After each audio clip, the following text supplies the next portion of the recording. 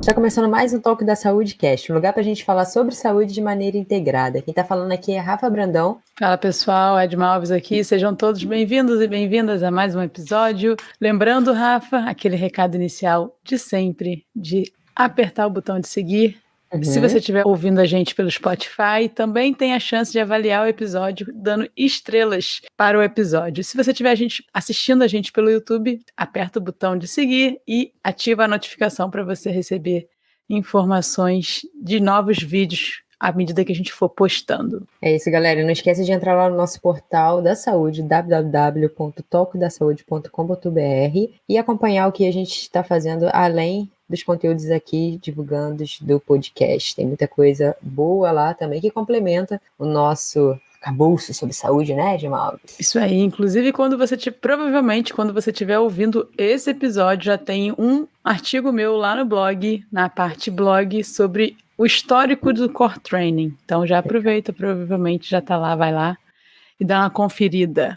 E, Rafa, vamos conversar sobre o que hoje, Rafa Brandão? Sobre aquele assunto que provavelmente é top 1 ou top 10 das buscas no Google. Com certeza. A gente já fala sobre coluna hoje, não é isso? Entrando, saindo, a coluna tá lá no top trends de pesquisa. E a gente já tem um episódio sobre isso, inclusive eu falando sobre isso, mas hoje a gente vai avançar nessa conversa, vamos aprofundar. Quem conhece a gente aqui no Talk já sabe que os assuntos podem se repetir, mas na verdade existe sempre uma atualização. A saúde é muito dinâmica, a gente sempre está pesquisando, trazendo mais ciência e trazendo mais profissionais para trazer um outro olhar sobre o mesmo assunto. Então hoje a gente trouxe um médico para conversar sobre coluna com a gente, para a gente entender por que passa ano, entra ano, sai ano, ela continua doendo em muitos casos, né? E para isso a gente convidou o doutor Arthur Azevedo. Muito obrigada por aceitar nosso convite, por estar aqui hoje com a gente. E quero começar perguntando quem é o Arthur Azevedo, se apresente, por favor, e por que escolher a ortopedia dentro da medicina. E aí, meninas, tudo bem? O prazer é todo meu estar aqui. No decorrer aí do nosso bate-papo vai ficar bem claro o porquê da minha presença aqui, né? A gente já se conhece de algum tempo, mas é mais pela visão de saúde. Bom, eu sou ortopedista, eu fiz ontem 25 anos de formado. Caramba, parabéns. Obrigado. Parabéns. É bom, né? É bom. Foi bom porque eu olhei a foto assim do pessoal da faculdade e acho que eu tô mais novinho de todos. E aí isso tem a ver com o nosso papo de hoje, de opções de vida, de como viver. Eu sou casado, eu tenho 49 anos, tenho 2 filhas maravilhosas, uma esposa maravilhosa, eu sou católico e praticante de atividade física, né? O Arthur é mais ou menos isso aí, sou um cara bem-humorado, acho que boa praça, conheço vocês há muitos anos, então eu acho que a gente partilha disso para a vida. A ortopedia foi por acaso. Eu comecei a fazer um acadêmico bolsista, para quem não sabe, quando você está na faculdade, eu nem sei se ainda tem isso, você tinha a possibilidade de fazer uma prova para o município e trabalhar em um hospital como acadêmico recebendo uma bolsa. E aí eu queria fazer pediatria, então eu escolhi um hospital que tinha pediatria. E aí para lá fui, e era até um plantão muito bacana, que os médicos eram bem legais, e 2 médicos era meu professor de clínica médica, então eu gostava muito desse plantão, e ali eu decidi que eu não ia fazer pediatria, porque eu vi que aquilo era uma loucura. E aí a chefe do plantão falou assim, você pelo menos sutura as crianças que chegarem aqui? Eu falei, suturo. E aí eu já descobri, eu falei, eu quero ser cirurgião, eu amo fazer sutura, eu quero ver aquela coisa. E aí no decorrer da minha formação, quando eu fiz o internato médico, eu não sabia para onde ir. E aí um colega falou, cara, vai para esse hospital aqui, que lá você vai passar por todas as especialidades, você vai ter essa opção. E aí você vai se identificar com alguma coisa. Quando eu tive ortopedia na faculdade, eu não fiquei empolgado. Não falei, caramba, é isso que eu quero fazer. Eu fiquei mais para pediatria. E aí nesse hospital, que era um hospital militar, quando eu rodei na ortopedia, aí eu falei, cara, é isso que eu quero. Aí eu comecei a vivenciar o centro cirúrgico, o ambulatório, as visitas médicas. Eu falei, cara, é a ortopedia que eu vou fazer. Então foi assim já no último ano da faculdade essa decisão. Ó, legal. Sabe, né? ô Edma, nunca contei isso pra você, eu acho. Mas o Arthur com certeza não sabe. Mas o sonho da minha vida era ter feito medicina, né? Era. Mas assim, Ainda continua sendo? não. Ainda não. Ah. E aí, a minha primeira opção era pediatria, tá? Só que mudou muito e mudou depois de ortopedia, sabia? Só que o motivo foi diferente. É porque eu me quebrei 13 vezes que eu me apaixonei pela ortopedia. Então eu escolheria isso. Você acabou tendo contato, né, com a especialidade. Muito contato. Todo ano eu estava no hospital porque eu me quebrava. Você acabou tendo contato com a especialidade. E o interessante é que a ortopedia tem muito isso. Você tem uma resposta muito rápida. Então você chega lá, quebrada, isso tem que fazer e resolve. Então, via de regra, a solução é muito objetiva. E aí isso aí te chama a atenção. Você fala, cara, eu não consigo resolver. Eu gosto de trauma, né, de emergência. Por quê? Porque a pessoa chega e você resolve. Então, essas coisas que me chamaram a atenção na ortopedia, a possibilidade de trazer assim, o resultado com muito objetivo, com muita clareza. Isso. Legal. Um adendo até, Rafa, eu tenho um colega que ele foi educador físico, fez fisioterapia, depois fez medicina e ortopedia. Então, assim, um cara super completo para ser ortopedista, né? Ele foi em todas as áreas. Com certeza, e corajoso também. Corajoso, nossa senhora. Muito. Engraçado que motiva alguns, né? Desespera outros, né? Eu imagino, eu de jeito nenhum ia fazer alguma sutura em alguém, não tem a menor condição da pessoa chegar. Eu ia ser a primeira a desmaiar lá na emergência, não tem a menor condição. Então a gente tem isso em comum, nós três aqui. Vocês dois fariam e eu de jeito nenhum faria medicina. De jeito nenhum. De jeito nenhum. E esse é bem comum. Tem médico que não vai no centro cirúrgico, não quer, não gosta de sangue, enfim, vai fazer uma coisa que não tem esse contato. Não, eu quase não terminei educação física porque eu não conseguia entrar no anatômico. Foi, para mim, bem difícil. É difícil. O anatômico, a gente fala que aquela entrada é impactante, não é uma coisa simples, não. Ela é bem traumática. Você ter aquele contato com o cadáver, os próprios cheiros, né? Hoje isso mudou muito, tá? Hoje muitos locais usam bonecos, mas você tinha aquele cheiro do formol muito intenso, então que é agressivo, né? Você fica incomodado. Esses fatores todos aí são bem impactantes. Você já no primeiro período, normalmente, que você tem anatomia na medicina, você já entra e já... Eu tenho uma colega que fez medicina, se formou, inclusive, ela entrou no anatômico, ela desmaiou. A Andréa ficou mal, assim, um período, pensando em desistir. Depois, foi acostumando. Mas ela ficou muito impactada com aquela cena. Eu entendo ela. Mas entrando mais na ortopedia agora, assim... A gente fez um recorte da ortopedia aqui hoje, a gente vai focar mais na coluna. Eu queria entender... qual é a relação, assim, da coluna ao longo desses 25 anos aí da sua ortopedia? Por que você está aqui hoje para a gente conversar sobre coluna? E se a gente já sabe hoje em dia, Arthur, por que essa região ela é top 1 de procura dos médicos? Assim, a gente já sabe essa resposta. Por que é uma região que mais leva as pessoas, na verdade, a procurarem auxílio médico? Ela é a primeira queixa de dor, né, a nível mundial nos consultórios médicos. Então, quando você for lá colocar, realmente ela é a primeira queixa e a maior queixa de dor no consultório médico. Tem algumas teorias que são aceitas já, né, não é só teoria, na verdade já está concluído, que tem muito uma questão física, mecânica, principalmente a lombalgia, falando da lombalgia, por conta da posição anatômica que a coluna lombar tem, ela tem aquela curva da lordose, que é o que deixa o bumbum empinado, vamos dizer assim, para o leigo entender, e tem uma questão muito dos vetores de força. Então ela recebe uma carga axial e de cisalhamento muito forte, ou seja, ela recebe uma força numa direção para baixo e para frente. Tanto é que os discos mais acometidos são os discos da região de L4, L5, L5S1, são os dois últimos discos, porque eles são mais inclinados. Então essa questão física, ela é totalmente aceita pela parte, vamos dizer assim, da ciência, é isso que acontece. Eu, particularmente, se vocês forem olhar lá no meu site, eu falo muito do todo do paciente. Apesar de eu ser ortopedista, quando eu falo isso, meus colegas que são... O ortopedista é o ogro da medicina, né? Se tiver uma briga no hospital, eles vão chamar o ortopedista. Tá saindo briga, chama o ortopedista, porque eles vão brigar. Então, assim, quando eu falo isso para meus colegas, eu falo, meu irmão, você vai fazer dermato, vai fazer cirurgia plástica, psiquiatria, mas a mente, né, as tuas emoções, o teu estresse, as tuas vivências também influenciam nisso. Então, a vida moderna começou a trazer muito isso pela nossa maneira de viver. Nós passamos a viver sobre alto estresse, muita sobrecarga de trabalho, muita responsabilidade, passando horas e horas sentados, ou no trânsito, ou no trabalho, ou na frente da televisão.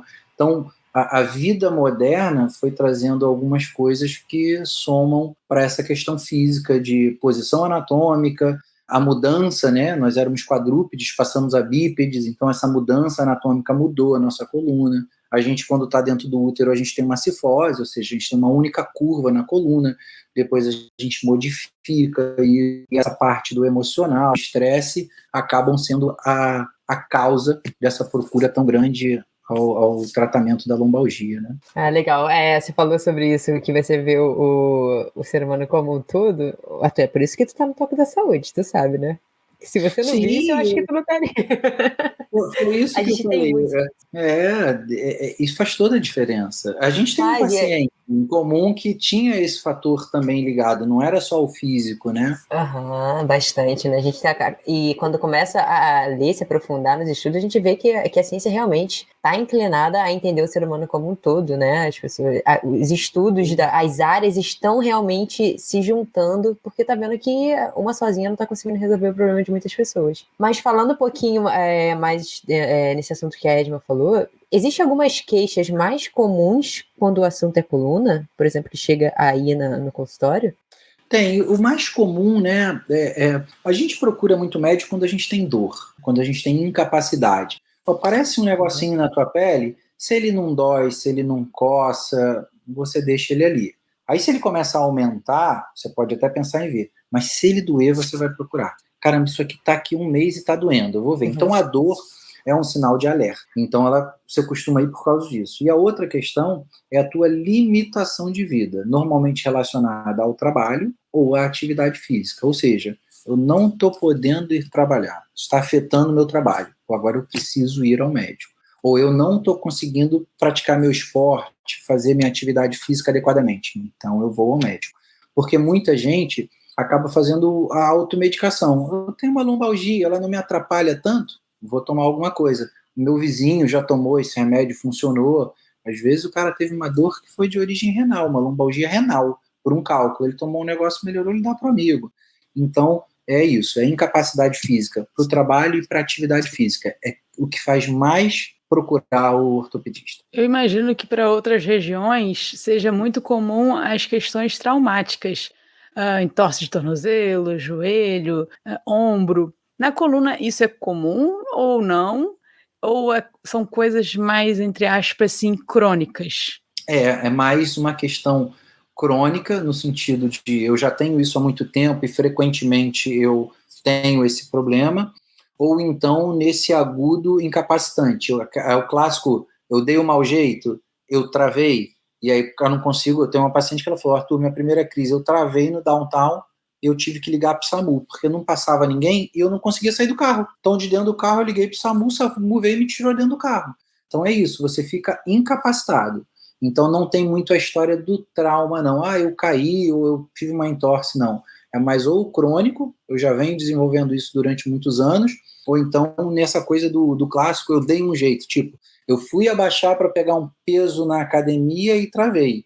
Eu tenho uma história dessa na Baritec, eu estava malhando uma vez, e aí eu olhei o Beto na época era ainda acadêmico de vocês lá, estagiário, e aí ele estava abaixado com um cara deitado no chão. Eu falei, será que ele está orientando um abdominal?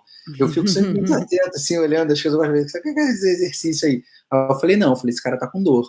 Aí eu cheguei lá, depois ele virou até meu amigo, eu falei, cara, tá tudo bem, eu sou médico, tô vendo que você já tá deitado um tempo. Ele falou, não, cara, fui abaixar aqui para fazer um abdominal e travei. Não consigo me mexer. Ele saiu de prancha mesmo, o pessoal veio do shopping. Caramba. Então é mais ou menos isso. Esse cara vai procurar atendimento, entendeu? É um movimento que gera uma dor incapacitante e te trava, te paralisa. Isso já presenciei algumas vezes. Com certeza, não tem dúvida. Nesses anos aí de academia, é impressionante, a pessoa não consegue se mexer mesmo. E aí teve uma vez que um amigo travou num lugar da academia que a gente não conseguia chegar com a prancha, mas foi assim um tormento para tirar ele de lá.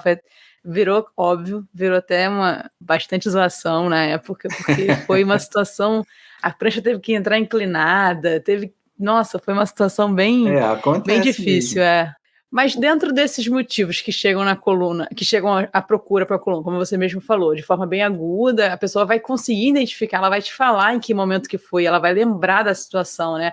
Eu fui fazendo isso e, tipo, travei. E tem situações mais crônicas que ela não vai saber muito explicar, só estava aí, a dor foi acontecendo e hoje eu já não consigo mais conviver com ela. Você consegue, a gente já consegue identificar alguns fatores de risco tanto para o agudo, não sei se tem, na verdade, é uma pergunta. Eu imagino que para os crônicos a gente já tem um pouco mais de direção. A gente tem sim, né, Edma? Uma repetição de coisas no consultório. 25 anos, são 25 anos vendo a mesma coisa. Às vezes tem alguma coisa que, como aquela coisa que se fala bem, é um ponto fora da curva.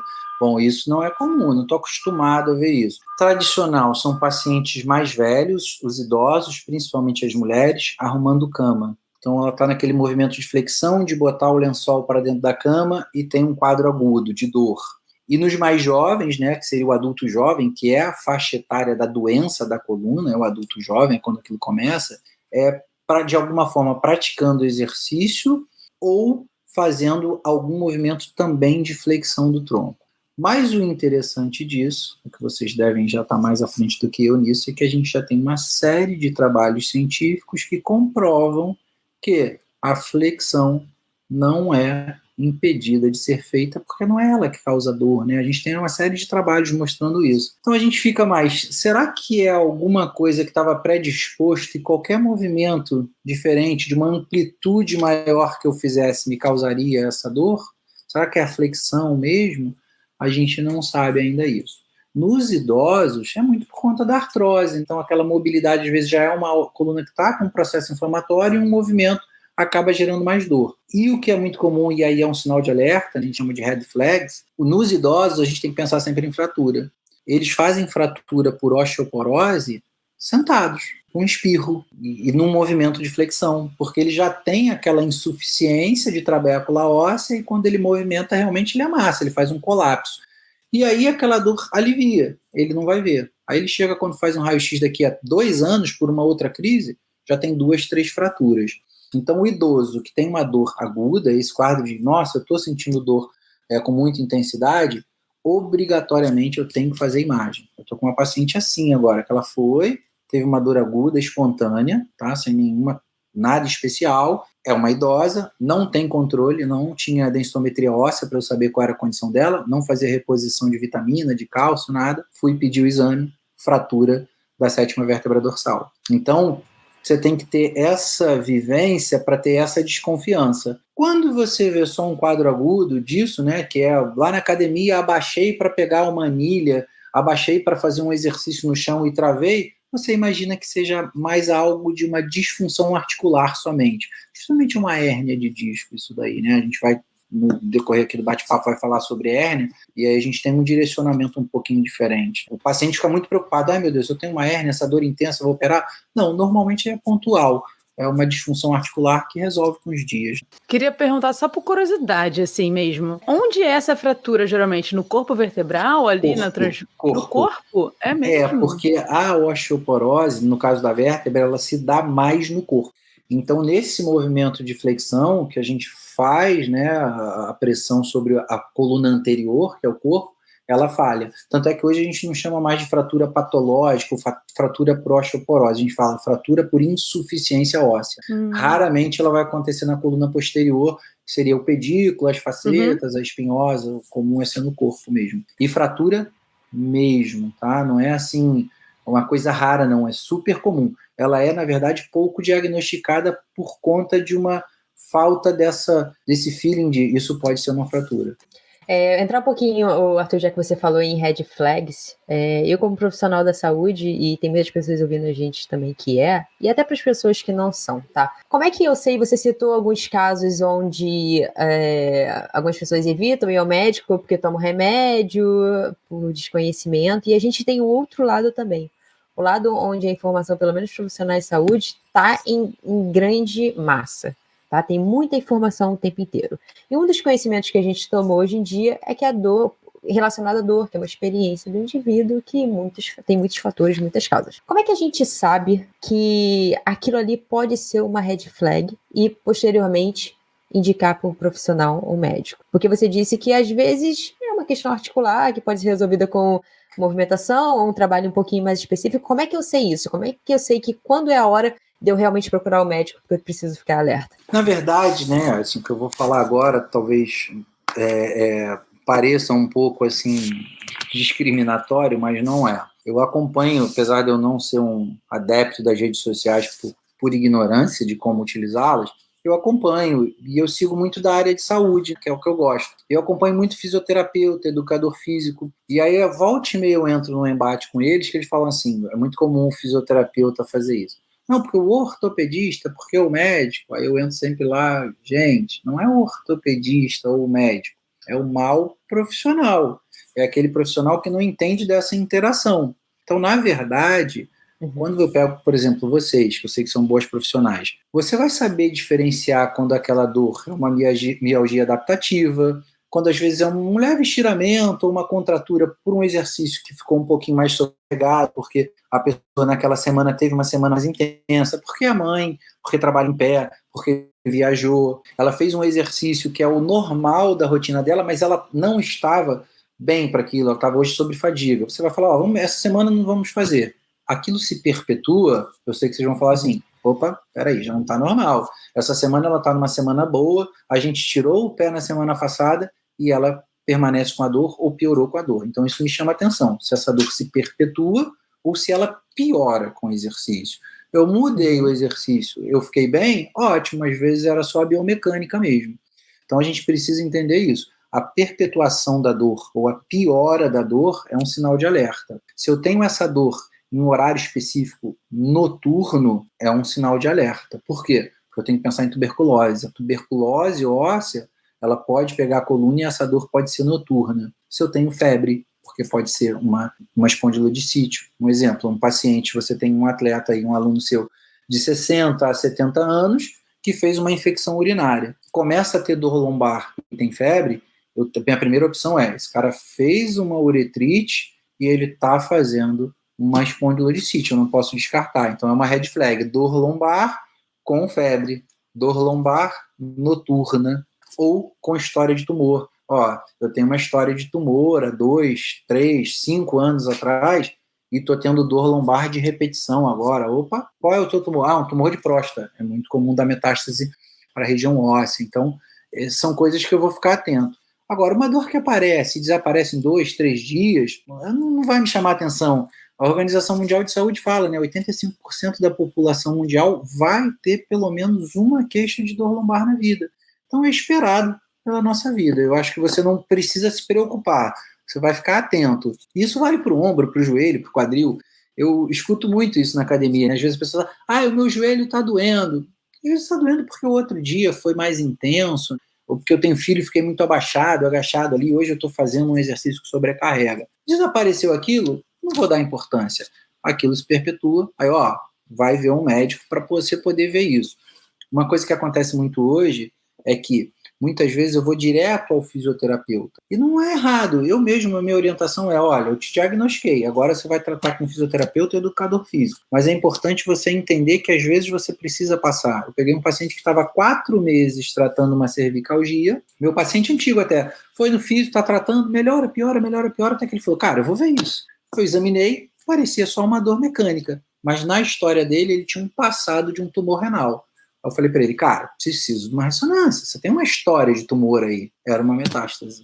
Eu vou operar ele agora, operar ele semana que vem. Então, assim, mas quando você examinava, parecia ser só uma dor mecânica, muscular, ligamentar ali, enfim. Um cara de 56 anos, tem artrose, deixa para lá. Então, quando você vai ao especialista, você tem uma visão diferente, entendeu? Você aborda o paciente com mais ferramenta, porque aquele é o teu dia a dia. Então, eu acho isso. Se você tem a dor, melhorou, vida que segue. Se eu tenho a dor e eu tenho já uma lesão, tenho uma hérnia de disco. Se você não entende, cara, vai, ou se não, vida que segue. Vamos tocar o barco. Não melhorou? Vamos avaliar isso aí com o médico, com o fisioterapeuta, vamos avaliar. Ótimo. Eu sou sempre da opinião de você indicar, quando me pedem, um profissional que você tem certeza que ele vai ter esse tempo na sessão dele, seja na sessão do atendimento com o médico ou com o fisioterapeuta, para fazer essa triagem de flags, né? Assim como as red flags, tem as bandeiras amarelas também, que são muito importantes. Então, hoje, o profissional de educação física, ele não, a não ser que ele faça isso, ele busque esse conhecimento sozinho, mas não é da competência da profissão dele fazer essa análise. Então, é muito importante que quem ele indique, ele confira se esse profissional tem essa capacidade de fazer, e em algum momento da sessão ali, ele faça esse histórico, essa análise das red flags e das yellow flags. Porque, na minha opinião, assim, você indica, e a pessoa é só um mecânico também, ela só vai olhar para esse olhar mecânico, também não me serviu muito, porque, né, o olhar mecânico a gente até tem bastante habilidade de olhar, né? Talvez até mais do que a gente. Exatamente. Então, eu sempre me preocupo de me cercar de profissionais que tenham essa capacidade. E esse momento da sessão, olhar mais realmente amplo, né? E de ter esse momento de escutar o paciente, de escutar a pessoa. Eu sou 25 anos formado, então eu considero que eu sou um médico mais antigo um pouco, e a anamnese, ela é fundamental. Você consegue coletar, pelo menos na minha especialidade, quase todos os dados que você precisa para o diagnóstico na anamnese. Às vezes os casos são mais difíceis, vocês têm alunos que você faz o protocolo e não funciona, você tem que lá dar seu jeito de mudar para ele ter uma resposta de hipertrofia ou de mobilidade ou o que seja, e para mim também é igual, às vezes a anamnese não me ajuda tanto, fica um pouco difícil, mas de uma forma geral, escutar o paciente como um todo, tudo, e aí eu direciono, eu começo a falar que o cachorro dele isso, aquilo, eu venho para cá de novo, ele começa, eu trago para cá, eu dou um cerne para ele, mas normalmente quando eu acabo uma anamnese, eu já sei para onde eu vou. É claro que às vezes não era o que eu estava pensando não, mas de uma forma geral eu consigo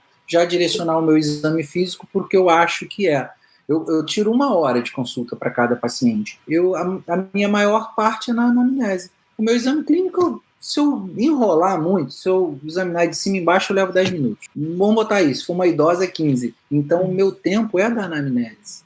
É de ouvir, tentar entender o que ele realmente está sentindo, às vezes fazer com que ele consiga me dar algo mais, porque muitas vezes ele chega lá com o ombro doendo, com a coluna doendo, e ele quer falar só daquilo e tem alguma coisinha a mais para eu tirar dele, então eu gasto muito tempo ouvindo, Edna. Bacana, é fundamental isso, né? Fala galera, uma pausa aqui no episódio porque temos novidade. Para você que é do Rio de Janeiro ou próximo, estudante ou formado em educação física ou fisioterapia. Provavelmente, se você é assíduo aqui no Toque da Saúde, você sabe que o nosso raciocínio, a nossa prática é muito baseada no raciocínio evolutivo. Então, nós vamos te dar a oportunidade de beber da mesma fonte que a gente bebeu, que é o curso FBA. Está confirmada a turma para o Rio de Janeiro, de 2 a 5 de novembro de 2022. E claro, o Toque da Saúde tem cupom. Então, se você quiser ganhar 15% de desconto nessa turma, é só você ir no site www.cursofba.com ou vem aqui na descrição desse episódio e só colocar lá o cupom Toque da Saúde, sem acento nu e tudo junto. Serão 4 dias de muito conteúdo teórico e prático para você saber como funciona o raciocínio evolutivo na saúde e no movimento. Então, galera, não perca, use o nosso cupom e a gente espera lá.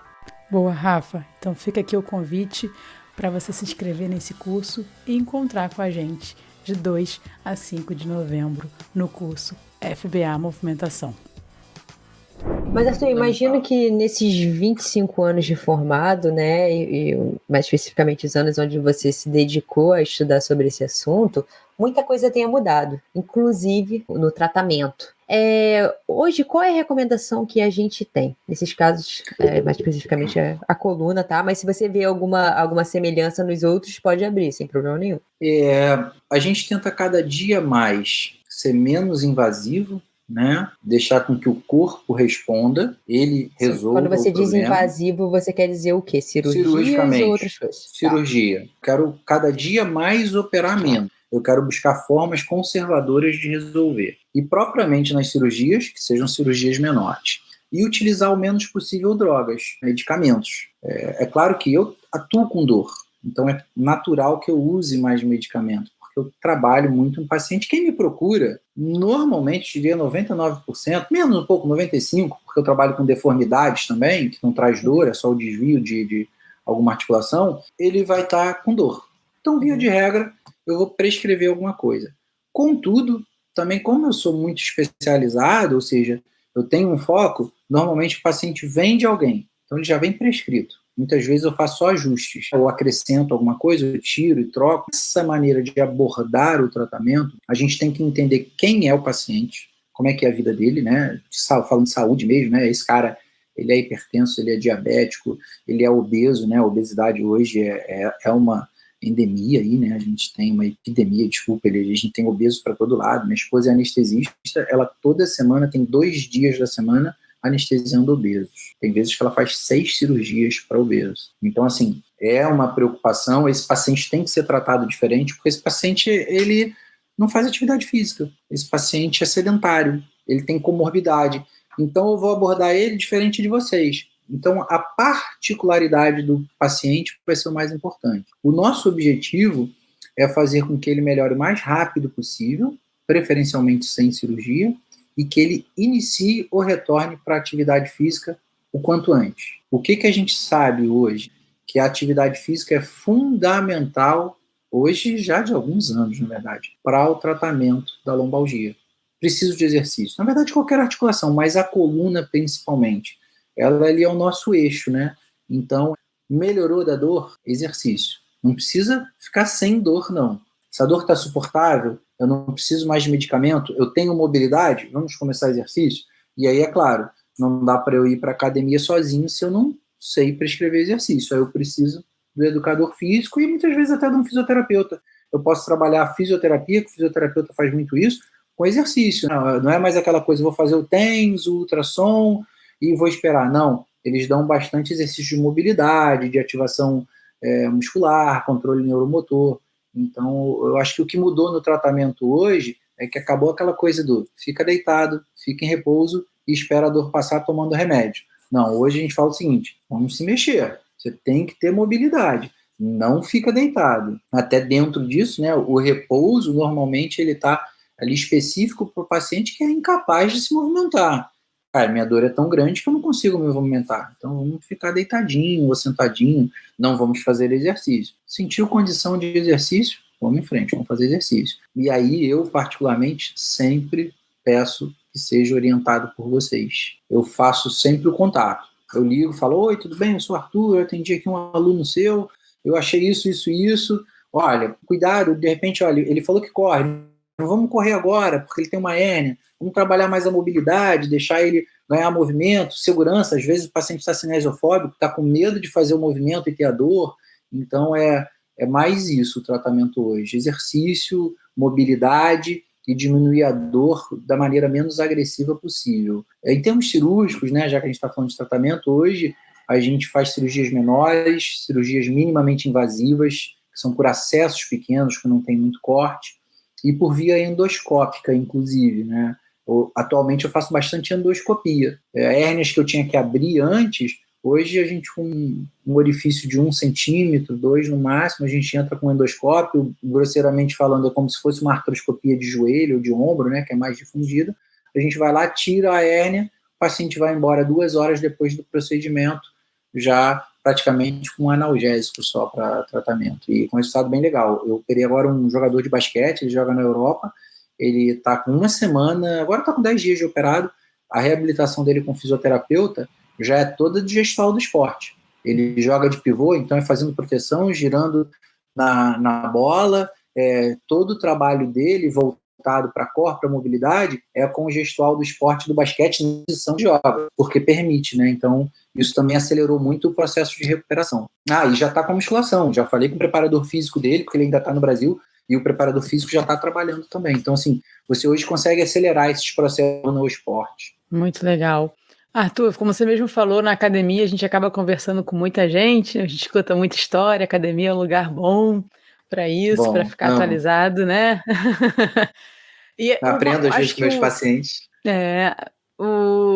Uma coisa assim, que eu vi de diferença nesse tempo também meu de academia é que antigamente era uma decisão muito mais top-down, a cirurgia, né? O médico falava, tem que operar.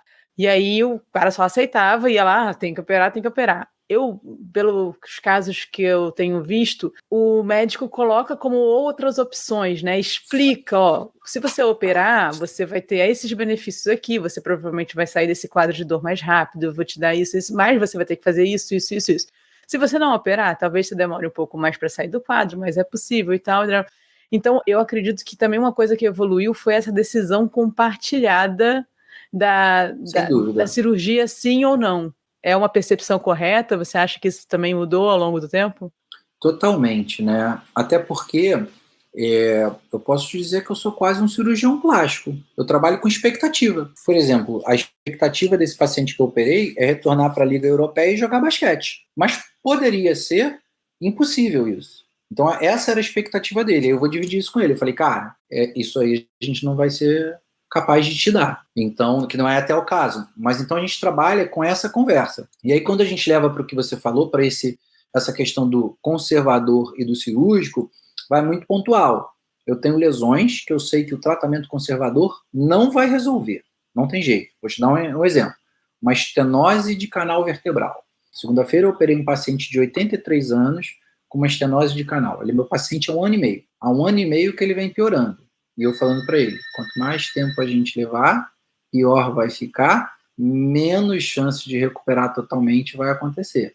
Até que ele chegou um momento que ele não conseguia mais levantar bem da cama, andar, ele operou. Tá até super bem, graças a Deus foi tudo bem, porque era uma cirurgia grande, diferente dessa pequenininha, tem que abrir, tirar a lâmina, descomprimir, botar parafuso, é uma coisa muito agressiva. Então, tem coisas em que a gente vai falar, olha, não tem jeito, só desta forma. E outras, que é a grande maioria, a gente dá isso daí. Eu dou vamos dizer assim, um cardápio para ele. Ó, você tem essas opções aqui e essas aqui. Isso aqui vai te trazer esses benefícios. A gente tem esses riscos.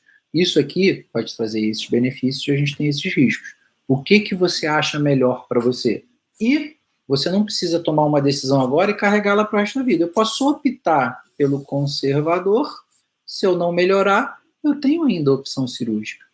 O que acontece na minha área, a gente faz uma brincadeira entre cirurgiões de coluna, por exemplo, na hérnia aguda, você vê aquele paciente com a crise de lombocetalgia, faz a ressonância, uma hérnia volumosa, você fala assim, opera antes que ele fique bom. Porque a tendência é ele sair do quadro inflamatório agudo e melhorar, e ficar bom. Qual é o grande problema disso? Essa hérnia deve continuar ali. É muito raro a hérnia ser absorvida. As hérnias mais absorvidas são as hérnias volumosas no paciente jovem. O paciente que tem uma hérnia pequenininha, ela não reabsorve, ela vai ficar ali sempre. E às vezes a localização dessa hérnia está ali em íntimo contato com a raiz do nervo, né? Ali. Esse paciente às vezes fica impedido de fazer uma atividade como um futebol, ou com uma corrida, né? Ou com um crossfit, porque toda hora ele tem dor. Né? Ele não entra em crise, mas a dor limita ele. Então, nesses casos, a gente fala, olha, você vai ter mais benefícios. Em outros casos, não. É paciência, ó, calma, você vai ficar bom, você vai voltar a fazer todas as atividades, que é o mais comum. Eu te dou um número. O número de pacientes que entram para o quadro cirúrgico é de 5%. Se eu tenho uma hérnia, 95% vai melhorar com tratamento conservador. Só 5% não melhora e acaba no tratamento cirúrgico. Então, assim, eu tenho que apostar nisso. Qual é o fator que me leva mais para o lado cirúrgico nesses casos? É quando o paciente tem déficit neurológico. Então, eu examino, ele tem uma perda neurológica, né? Normalmente é motora, ou esfincteriana, ou de motricidade para membro superior ou membro inferior. Aí, nestes casos, eu não sei quem vai recuperar e eu não quero que esse paciente fique com um déficit motor permanente. Eu falo, olha, a melhor opção, isso é literatura médica, né, não é Arthur, é que você opere para que você resolva isso. Mas fora disso, a conversa vai ser sempre disso, ó, aqui ou ali, o que você quer? Então vamos em frente, sabendo o que cada um pode me oferecer. Ótimo, Arthur. Você deu uma palhinha sobre o exercício físico, a importância, né, tanto na prevenção quanto no tratamento, mas eu queria que você se aprofundasse um pouquinho mais. Como é que você aborda essa importância com seus pacientes? O que você vê? O que você vê mesmo? Já vai entrar em comunicação, né, Rafa? Já vai puxar para o seu viés, né? Mas ele que falou da questão dos ambientes que tem ele que deu a deixa, por isso que eu tô perguntando isso. Você como um cara que é bem global, não olha só umas questões, por exemplo, físicas ou ou locais, como é que você leva essa conversa para a pessoa? Você mostra a importância dela? Como é que é esse processo de mostrar para aquela pessoa que a atividade física é o melhor para ela? A primeira coisa que normalmente eu falo, que quem gere a saúde é a Organização Mundial de Saúde, né? Ela tem os estudos e ela mostra através de trabalho científico que é o ideal naquele momento. Assim, muito dinâmica, muda. O que hoje é muito bom, há tempos atrás não se comia ovo, porque o ovo aumentava o colesterol. Hoje a gente come ovo pra caramba e por aí vai. Então hoje a Organização Mundial de Saúde, ela determina que o exercício ideal é de 75 minutos de exercício intenso ou 150 moderado por semana. Então eu falo isso. A própria Organização Mundial de Saúde elege o exercício físico como condição de saúde. Então eu falo, a gente não pode ficar fora disso. Você está vindo num médico, eu tenho que te dar essa informação. Vamos tentar o pilates, vamos tentar a hidroginástica. Eu dou todas as opções para ele de exercício, sempre. Eu não abro mão de que o paciente faça exercício. Na nossa clínica na Barra, a gente tem ali o consultório, a recepção, você passa daquela porta, é uma sala de musculação e de funcional, e um espaço da fisioterapia. Aí eu falo isso, você está vendo? Você vai sair daqui fazendo exercício. Então, eu não vou nunca abrir mão. Se o paciente fala, eu não vou fazer, eu falo, você precisa procurar outro médico, porque o meu tratamento vai acabar sempre com o educador físico. A gente está fazendo algum tipo de exercício, é yoga, é a musculação, é o crossfit, é o pilates. A gente tenta entender, tem gente que é muito resistente, não quer... Tem aquele que foi num médico da família e o médico fala, você tem artrose no quadril, você não pode fazer exercício. Você tem hérnia, você não pode fazer exercício. Aí ele compra aquela ideia. E aí você mudar isso é difícil. Mas aí, no dia a dia, o próprio fisioterapeuta, eu peço, começa a fazer exercício, tira essa cinesiofobia dele, esse medo, e aí libera endorfina e aí acabou, né? Aí, eu não consigo mais ficar sem exercício, aí tudo acontece. Então é isso, é trazer a confiança para ele de que ele vai poder fazer. Fala, você pode fazer. Eu tenho um monte de vídeo de paciente meu operado fazendo esporte, todo tipo de esporte. Eu falo, eu vou te mostrar aqui, esse cara operou a coluna, olha o que ele está fazendo. Mas pode? Pode. Esse paciente tem hérnia, olha o que ele faz. Mas, doutor, não sabia que podia. O que teu olho vê é mais fácil de você acreditar. Quando eu só te falo, você, esse cara tá me falando aí porque ele é sócio da Baritec, ele quer que eu vá pra Baritec, ele ganhou dinheiro lá da Edma, da Rafa. Então você... Não é a coluna dele, não é a coluna dele, não tem como. Aí quando você mostra, o cara fala, realmente é possível.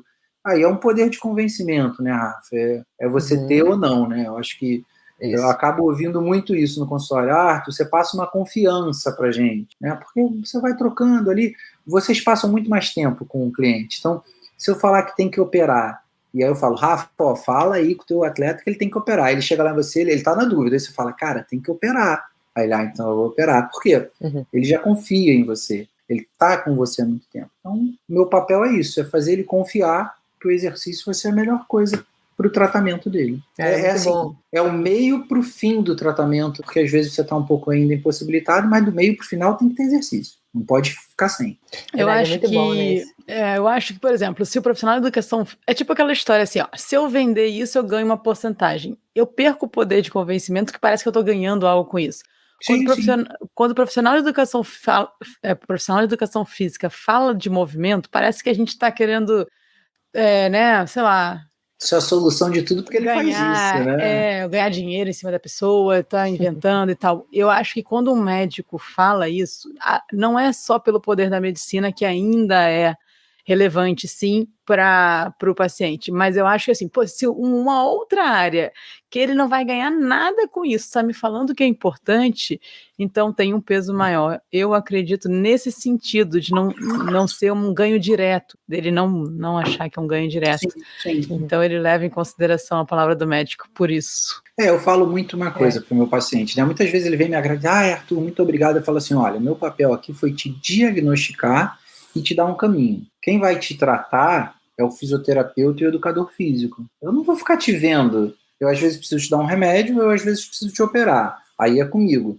Mas depois que eu te dou um diagnóstico, eu estou no consultório, né? Agora eu reservei a minha prescrição para ela foi exercício. Eu não encaminhei ela para fisioterapia, eu não encaminhei ela para nada. Eu falei, olha, deixa eu falar com o teu personal, você está praticamente boa. A gente vai fazer um trabalho de mobilidade, que você está com algumas limitações no quadril. A gente vai falar um pouquinho com ele para fazer um trabalho de liberação facial. exercícios de ativação muscular, porque teu glúteo não está funcionando bem.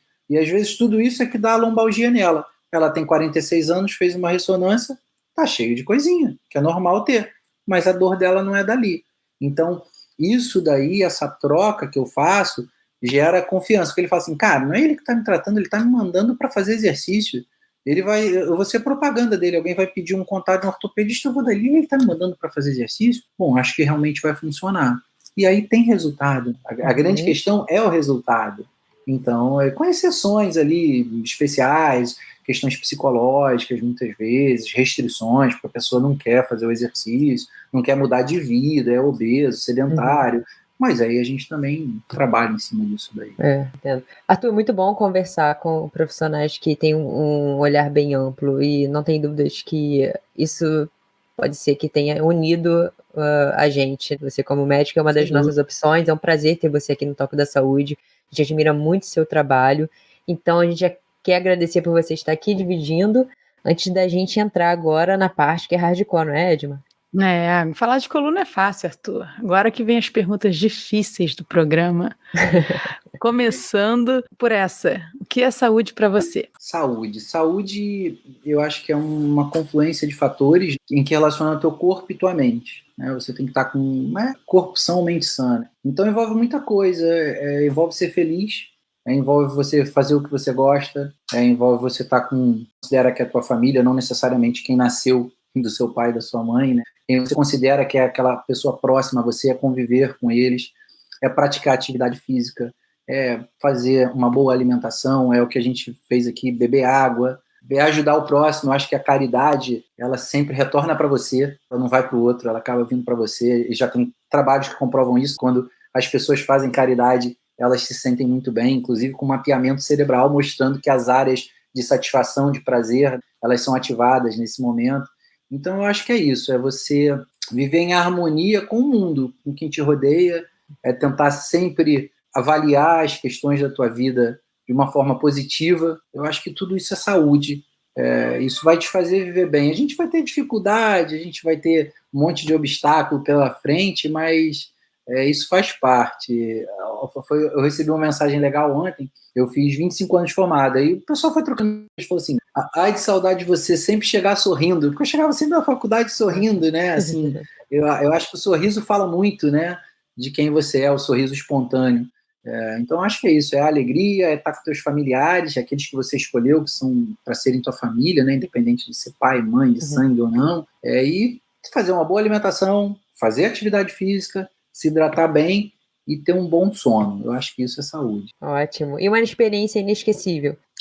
Minhas duas filhotas, a vinda das duas filhas para o mundo, isso daí é inesquecível. Isso foi, assim, não tem como eu mensurar alguma outra coisa que me fez tão feliz, tão marcante para mim. Se você pudesse escolher alguém para dar aquela boa caminhada, bem longa, e poder conversar e perguntar o que você quiser, quem seria essa pessoa e por quê? Nossa, essa acho talvez a mais difícil. Olha, eu tenho 49 anos, então muita gente já passou pela minha vida. Eu acho que a pessoa mais marcante de mudança de vida para mim é minha esposa. Eu acho que a minha esposa, ela é mais jovem, né? Tem 36, mas ela é uma pessoa muito sensata. Então, as minhas conversas, ela com certeza é a minha melhor conversa sempre. Eu até falo isso para ela, falo, à noite vamos dar uma voltinha com os cachorros para a gente bater aquele nosso papo. Então é sempre muito produtivo, e ela me mostra sempre um lado que muitas vezes eu não vi. Ela tem uma visão muito boa. Então acho que eu escolheria essa caminhada. Já escolhi, né? Para essa caminhada longa ela. Muito bom. E se você pudesse ter uma habilidade, qual seria e por quê? Qualquer uma. Qualquer habilidade? Eu acho que seria a habilidade de transformar a vida das pessoas, né? De trazer felicidade para as pessoas, esperança. Eu acho que seria essa habilidade que eu escolheria, porque eu acho que a transformação do mundo vem da gente. Então, acho que se a gente está feliz, se a gente tem esperança, eu acho que a gente acaba transformando o mundo. Então, acho que seria essa habilidade, trazer alegria e esperança para as pessoas. Ótimo, Arthur. Amei todas as respostas. Bom, e a galera que está aqui ouvindo, você falou que já é da Barra da Tijuca, do Rio de Janeiro, mas se quiser entrar em contato com você, onde é que a gente te acha? Eu atendo em 2 consultórios, né, na Barra da Tijuca e em Ipanema. Aí tem um número de contato que você consegue falar com os dois, que eu posso falar aqui, que é o 980730011. Então pode ser por WhatsApp, inclusive, é DDD 21. E tem o meu site, que é drarturazevedo.com.br. Lá também tem todas as informações sobre o meu currículo, minha formação, qual é o tipo de medicina que eu realizo, no que eu acredito, as minhas especialidades, enfim, ali consegue ver bem quem eu sou e onde é que eu estou e como é que fala comigo. No próprio site tem o meu telefone pessoal, que eu deixo lá para quem quiser falar comigo, tá sempre um canal aberto, eu passo meu telefone para todo mundo, que eu acho que sempre facilita. Isso é verdade, pessoal, nunca conhecia um médico tão acessível como o Arthur. Aproveitem, mandem pergunta, vai lá no site e aproveitem, explorem, porque tem muito conhecimento aí. Arthur, muito obrigada mesmo por aceitar o convite. Foi uma mentoria ótima, né, Rafa, que eu fiz. E você chegou até aqui, você tem a obrigação de ajudar a gente compartilhando esse episódio para todo mundo que tem coluna. Ajudar não só a gente, é ajudar também quem vai receber essa informação maravilhosa, Poxa, né, Edmar? A gente tem que encorajar a ideia é as essa, pessoas. informar. Isso aí. Acho que foi um episódio, se eu tivesse que falar uma palavra, seria encorajamento. Encorajar as pessoas a viverem, a usarem as colunas delas, porque a coluna está aí para ser usada. Então é isso, galera. Muito obrigada por você que ficou até aqui. A gente se vê semana que vem. É até interessante você estar falando isso. A coluna está aí para ser abusada. Eu recebi um vídeo que é o seguinte: tem um cara, ele está com uma bicicleta, não sei se vocês já viram isso, tem uma geladeira do lado. Aí ele olha para lá, cara. Ele pega a geladeira, bota na cabeça, sobe na bicicleta, vai embora. Ele desce na ladeira e vai embora. Eu vou achar esse vídeo e vou mandar para vocês depois postarem de alguma forma. Então, assim, é para abusar mesmo. Você só tem que ter aquela condição, você tem que estar preparado para isso, né? Então, encoraja, vai pro exercício e se der algum problema... Muito bom. Galera, então muito obrigada por estar até aqui. A gente se vê semana que vem e compartilha o episódio.